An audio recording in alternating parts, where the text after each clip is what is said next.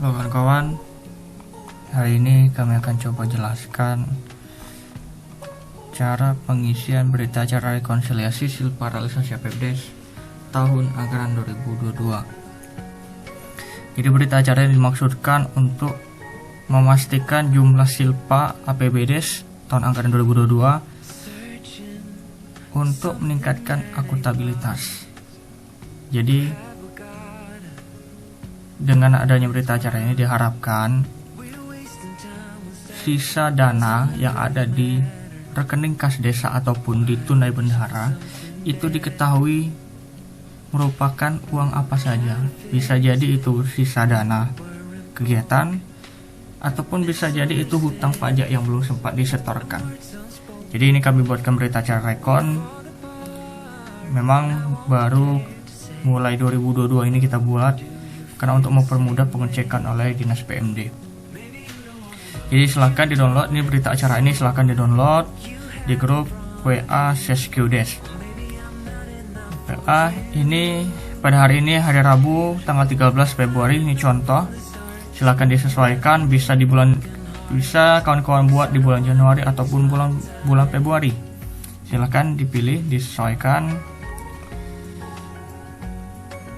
Telah selenggarakan konfirmasi dan seterusnya antara Dinas PMD, kecamatan, silakan disesuaikan dengan pemerintah desa latihan atau desa kawan-kawan masing-masing, kecamatan kawan masing-masing.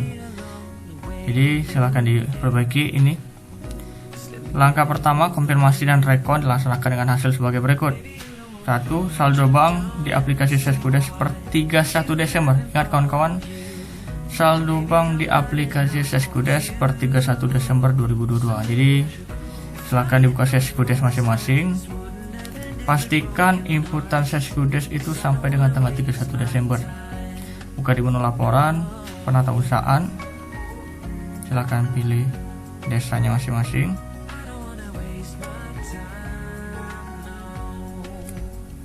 Silakan buka menu laporan penatausahaan. Pilih kecamatan, pilih desa.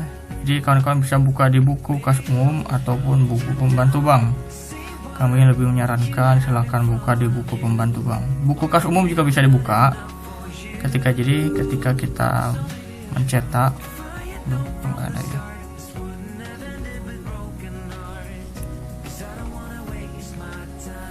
silakan buka di menu laporan penatausahaan. Pilih kecamatan, pilih desa. Kawan-kawan bisa buka di buku kas umum ataupun buku pembantu bank. Kita fokus dulu di buku pembantu bank.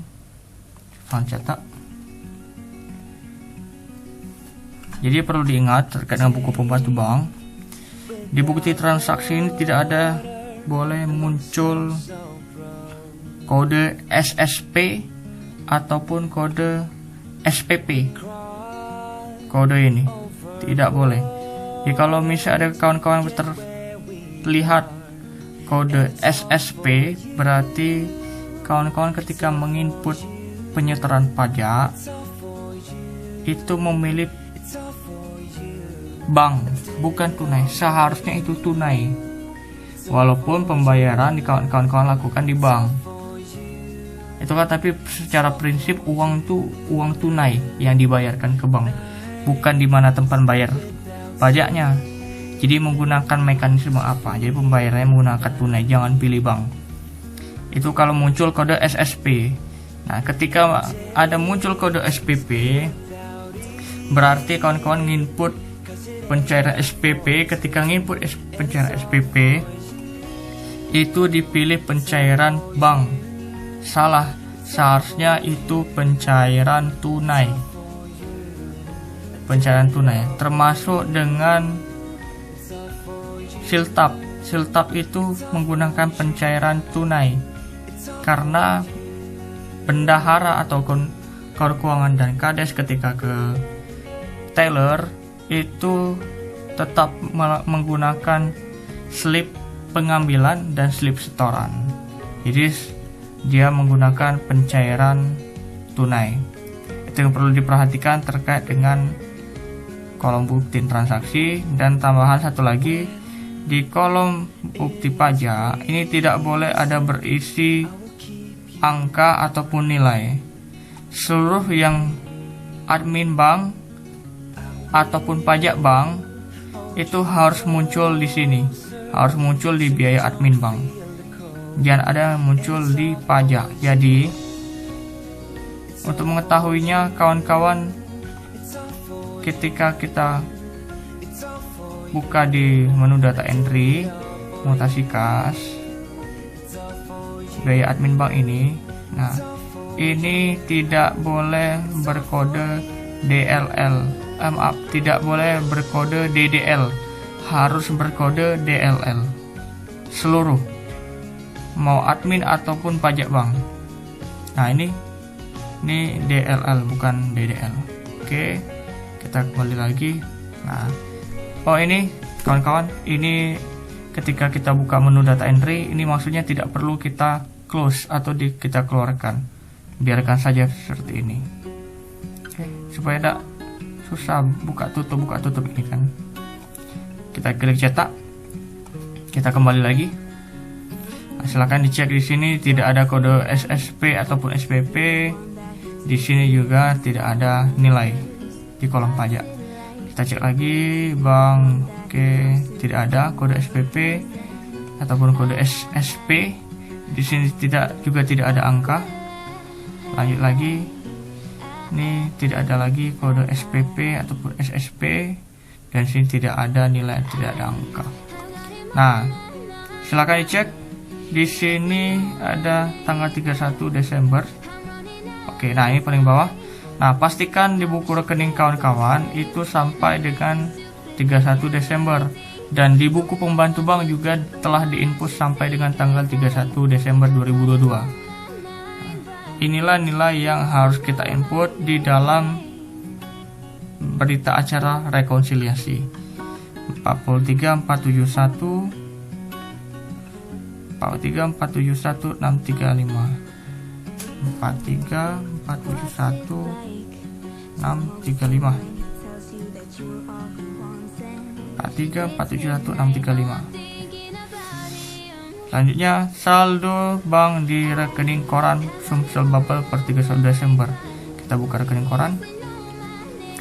Rekening koran 31 Desember 2022 43.471.635. Oke, berarti sama.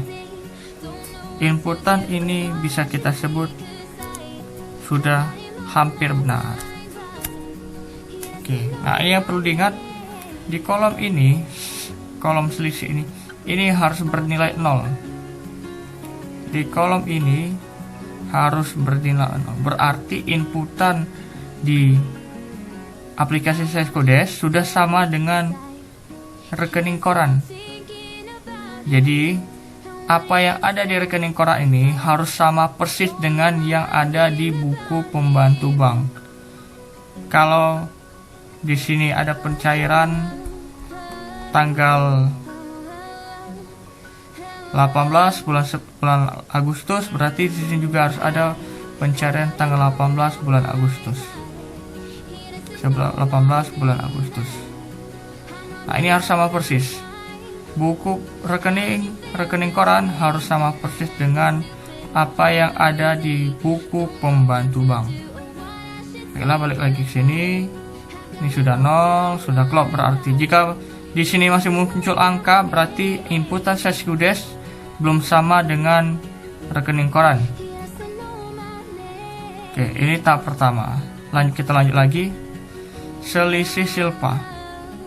Silpa realisasi APBD 2022. Oke, kita kembali lagi ke aplikasi Sescodes. Kita tutup dulu ini. Jadi kawan-kawan, ini sebenarnya kalau untuk menu laporan itu bisa dibuka double laporan. Maksudnya kita juga bisa buka laporan pertanggungjawaban, dibuat seperti ini, dibuat kanan kiri. Ini bebas lah, ini bisa ditarik-tarik yang pasti. Oke, kita buka di laporan pertanggungjawaban, laporan realisasi APBD desa. Jangan lupa dicontek anggaran perubahan. Klik cetak. Nah, yang namanya Silpa nih kawan-kawan. Membaca Silpa itu yang ini ya. Ini namanya Silpa realisasi APBDes. Ini bukan Silpa. Karena judulnya, kita lihat judul yang di atas. Ini kolom realisasi. Nah, inilah berarti nilai yang kita pakai. Ini Silpanya 43 4700 635. 43 471 635. Oke. Ini saldo bank diisi. Ini kebetulan ini sudah diperbarui, sudah ngelink ke sini. Lanjut lagi. Nah, ini sudah kita isi. Kita lanjut lagi saldo tunai bendahara per 31 Desember. Kita buka Seskudes lagi. Ini penatausahaan, kita kembali ke menu penatausahaan. Karena enak, kalau tidak ditutup ini bisa langsung kita buka atau ketika kita klik cetak. Kita buka buku pembantu kas tunai, klik cetak. Kita buka halaman terakhir. 31 Desember terakhir. Oke. Ini paling bawah saldonya 0. Oke, kita isi saldonya 0. Berarti tidak ada tunai di bendahara.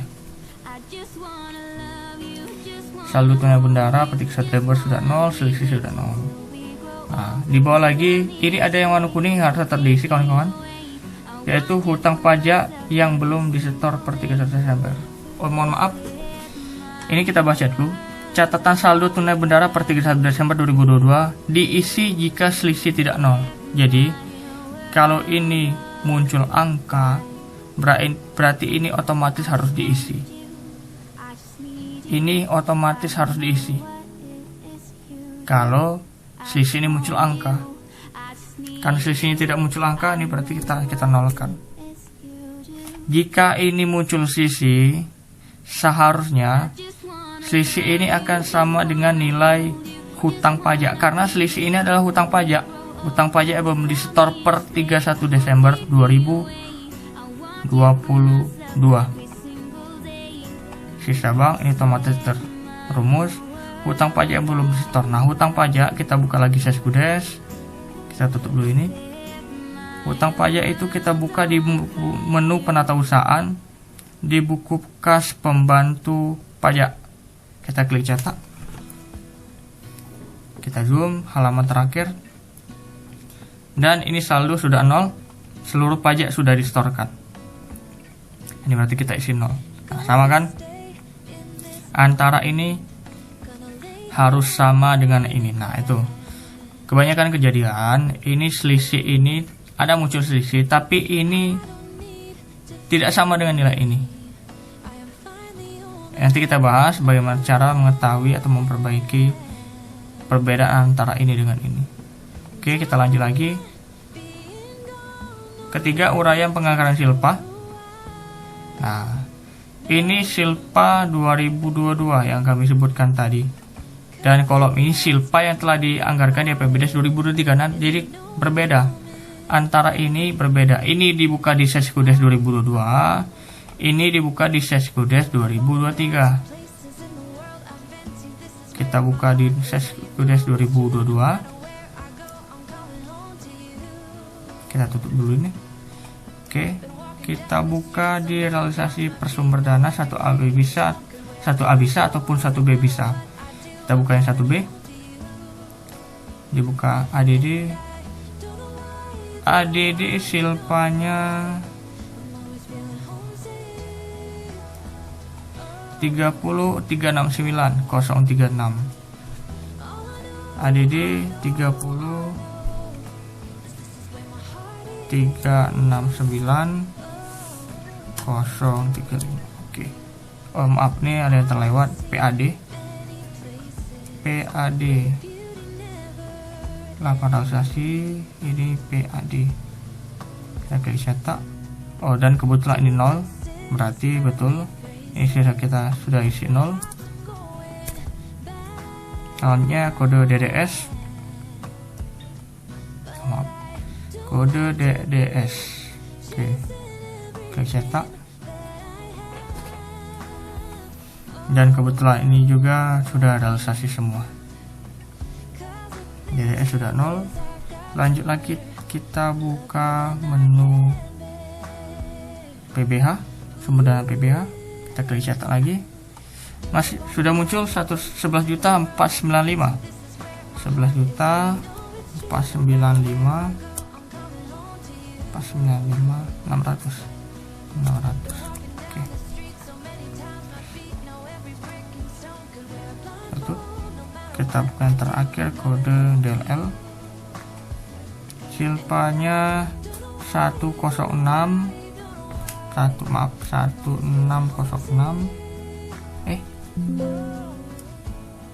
Maaf, salah. 16606.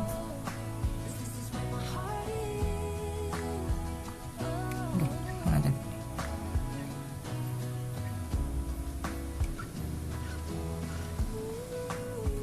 1606999. Oke, cetak. Nah, jumlah ini kawan-kawan adalah akumulasi dari seluruh silpa PAD, silpa ADD, DDS, PBH, dan DLL. Akumulasi dari ini, nah ini hasilnya. Nilai ini pasti harus sama dengan nilai ini. Kalau salah berarti kalau tidak sama berarti salah. Baiklah, selanjutnya kita mengisi silpa 2022 yang telah dianggarkan di APBDes 2023. Berarti kita membuka PBDes 2023 ataupun Seskudes 2023. Ini contoh APBDes yang sudah ditetapkan. Ini ada silpa PBH telah dianggarkan sebesar 11.495.600. 11.495.600. Ada lagi silpa ADD 30 369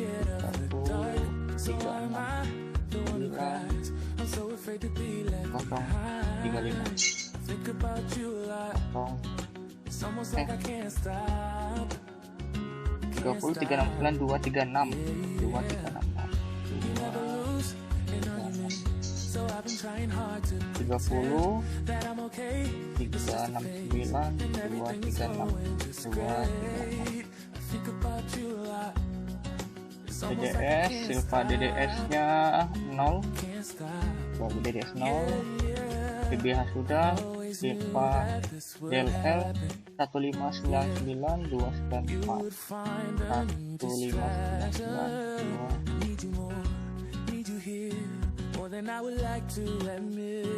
294.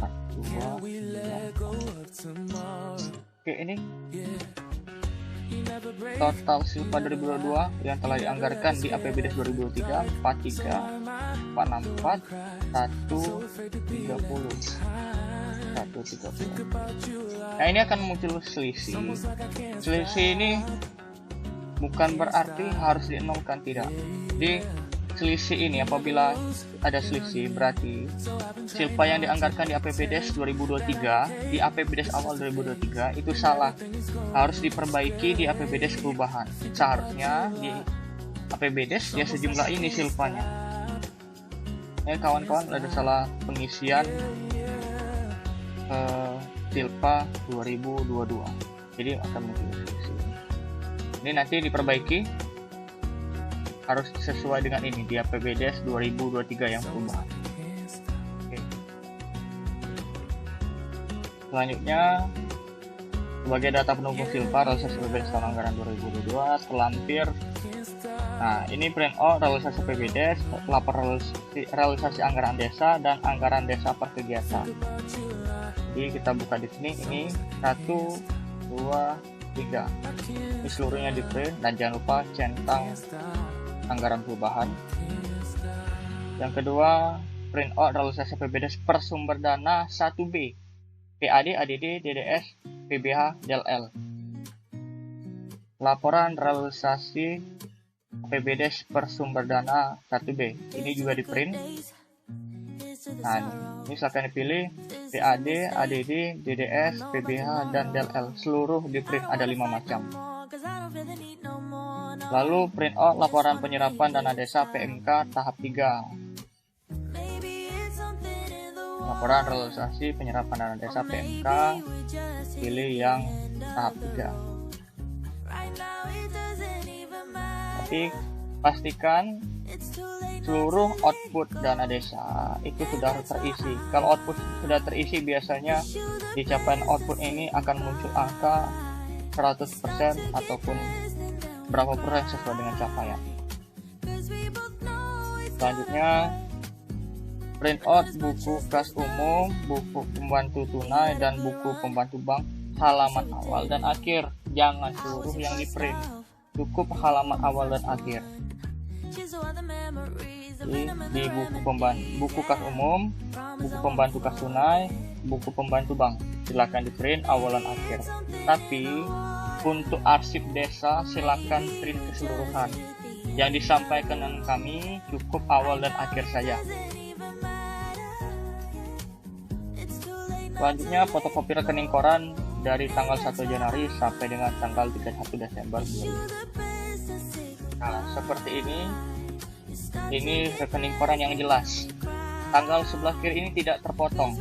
Jadi minta tolong kawan-kawan, jika melampirkan fotokopi rekening koran itu tanggalnya harus jelas. Dan fotokopi rekening koran itu dari tanggal 1 Januari sampai dengan tanggal 1 Desember 2022 alias 1 tahun penuh.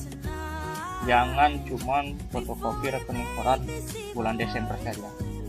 Yang terakhir, pihak desa bertanggung jawab penuh terhadap kebenaran silpa sebagaimana tercantum dalam berita acara rekonsiliasi. Ditandatangani oleh kepala desa dan kaur keuangan jika kaur keuangan yang mengelola aplikasi Deskudes. Tetapi jika perangkat desa lain yang mengelola aplikasi Deskudes, silakan berarti yang bertanda tangan kaur keuangan dan operator Deskudes. Selanjutnya silakan tulis silakan tulis nama kas Ekobank dan NIP. Baiklah, itu kira-kira tata cara pengisian berita acara rekonsiliasi Silpa PBDS 2022.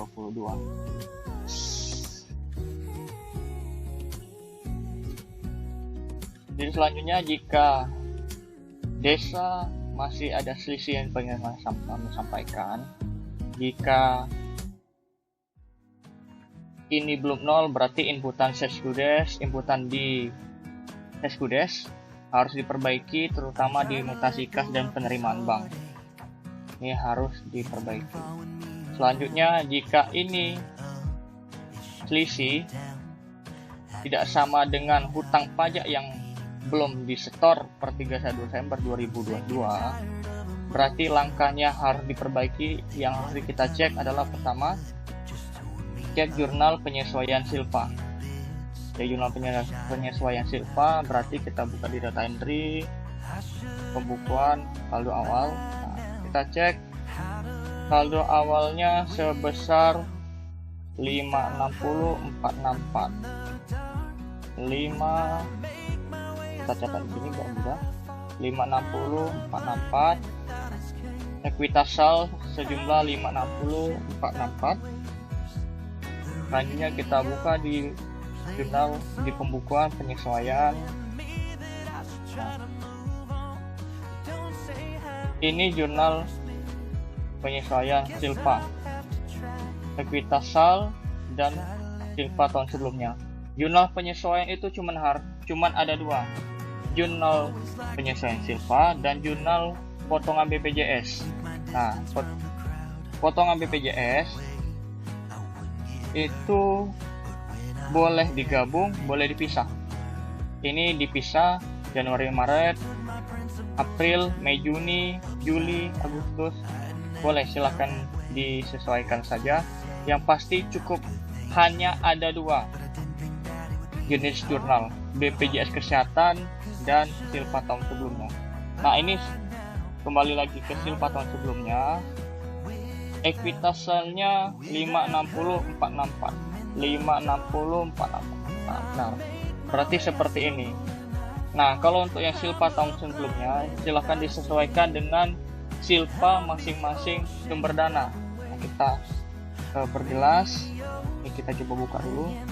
Maksudnya silpa tahun sebelumnya, ini silpa tahun sebelumnya di akun LRA biasanya akan banyak muncul silpa DLL atau DDS atau apa.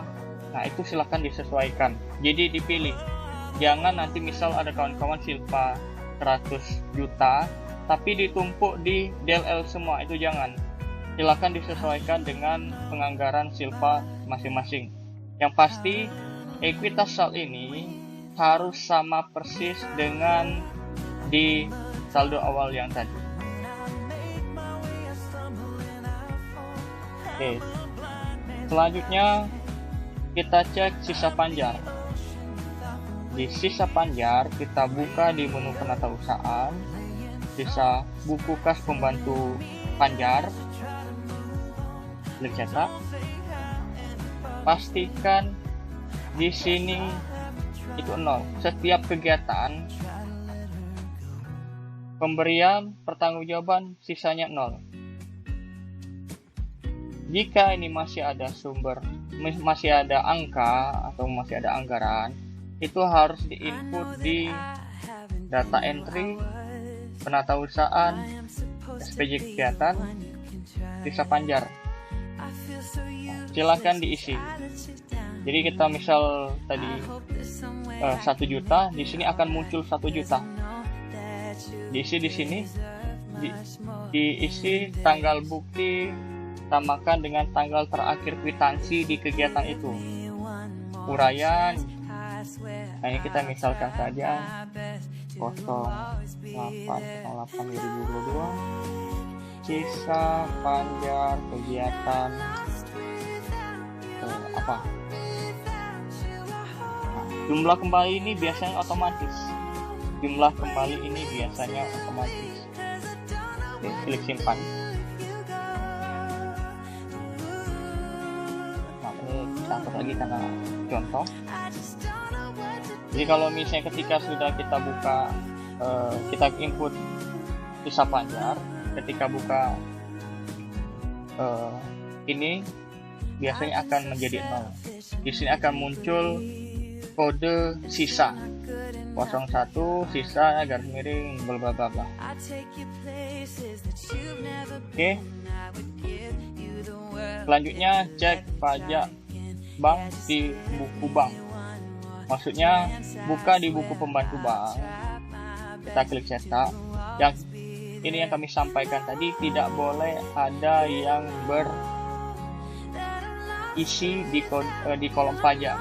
Seluruh pajak bank itu harus muncul di sini. Pajak dan biaya admin. Pajak bunga ataupun biaya admin harus muncul di sini, tidak boleh ada muncul. Itu kira-kira kawan-kawan untuk mengecek kebenaran silpa 2022. Jadi jika ini sudah 0 berarti sudah benar. Jika selisih ini sudah sama dengan hutang pajak yang belum disetor, itu berarti sudah benar. Dan jangan lupa silpa ini sesuai dengan yang telah dianggarkan di APBDes 2023. Jika muncul sisi, nanti diperbaiki di perubahan 2023, di APBDes perubahan 2023. Bukan berarti ini harus 0, tidak. Sebenarnya harus 0. Penganggaran tuh sebenarnya harus 0. Tapi jika kawan-kawan salah penganggaran tidak masalah, nanti diperbaiki di perubahan. Oke, ada 3 poin yang harus diperhatikan. Ini 0. Selisih ini harus sama, dan silpa ini ini silpa realisasi APBD 2022 ini harus sama jumlahnya dengan ini, dan silpa yang di APBD 2023 harus sama di APBD 2023. Selanjutnya diteken operator Seskudes, keuangan, kepala desa, kasih ekol bank ditulis nama dan NIP, dan ditandatangani koordinator admin Seskudes Kabupaten. Itu kira-kira kawan-kawan yang perlu kami sampaikan. Dan tambahan terakhir, jangan lupa, jika di sini muncul angka karena ada saldo tunai di bendahara, maka ingatkan dengan Kades untuk segera membayar hutang pajak yang belum di-store dan sisa kegiatan yang belum di-store. Jadi kalau hutang pajak dibayarkan bisa ke kantor pos ataupun bank. Kalau sisa kegiatan alias silpa disetorkan ke rekening kas desa masing-masing sebelum pengajuan dana desa tahap 1 2023. Dan ingat satu lagi, hutang pajak yang belum di-store per 31 Desember 2022. Jadi kalau misalnya Kades menyetor pajak di bulan Januari ataupun Februari ataupun Maret, itu jangan diinput di Seskudes 2023, biarkan saja. Nanti kami sampaikan bagaimana teknis penginputan jurnal penyesuaian hutang pajak di Seskudes 2023. Sekian dari kami, terima kasih, semoga bermanfaat. Assalamualaikum warahmatullahi wabarakatuh.